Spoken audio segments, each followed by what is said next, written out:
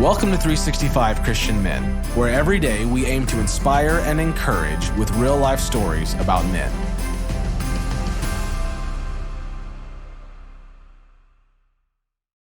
December 2nd, Michael Lovold.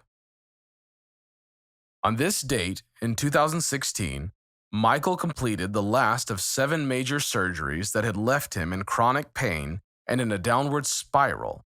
And when he had come to the end of his own resources, God gave him a whole new life.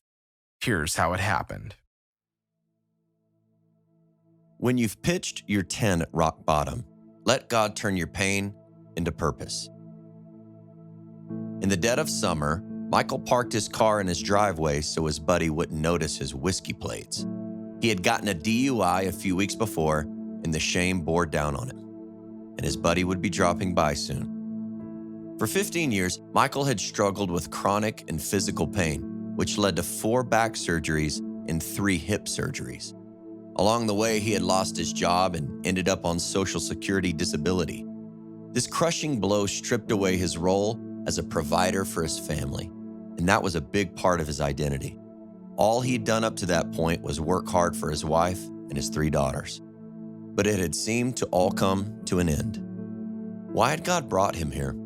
What would he do now? What was his purpose in life? His last surgery was the most successful, and his pain had subsided some, but never completely gone, and enough to get off pain medication. But the agony of not being able to physically work a regular job ate at him. So to escape, he thought, why not have a drink? And then another, and another. Like so many other times, instead of Michael having control of the substance took control of him. And then after spiraling out of control, Michael got a DUI. He had hit rock bottom. It actually felt like he had set up camp at rock bottom. But God did not abandon Michael, and after going through this, he never took another sip of alcohol. Now, in the driveway, Michael looked at the car again, hoping his buddy wouldn't notice the license plates that screamed DUI. But as soon as he got there, the buddy announced, "You've got whiskey plates." It was a punch in the gut. Michael didn't know what to say. "I've had those before," the buddy said. "I've actually had a couple of DUIs. And before you know it, Mikey, this will be so far behind you, you won't even believe it."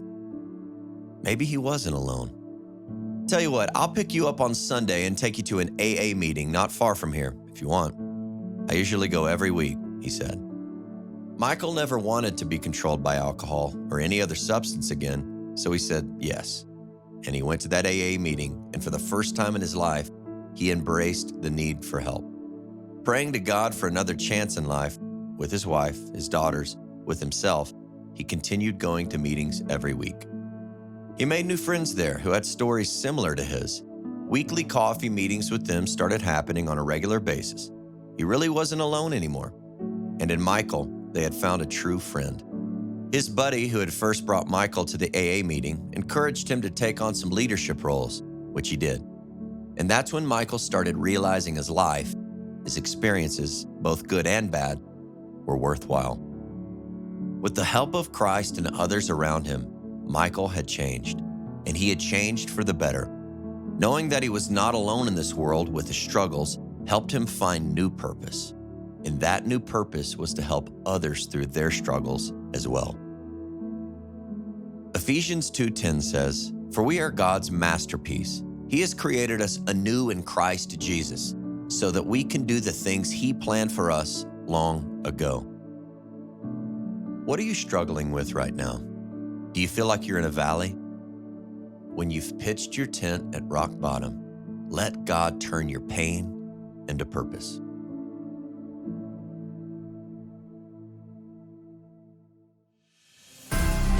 Thank you for listening to today's story. Every day of the year, our hope is to inspire you with real-life stories of faithful men who have gone before us. Hebrews 12:1 says, "Therefore, since we are surrounded by so great a cloud of witnesses, let us lay aside every weight and the sin that so easily ensnares us.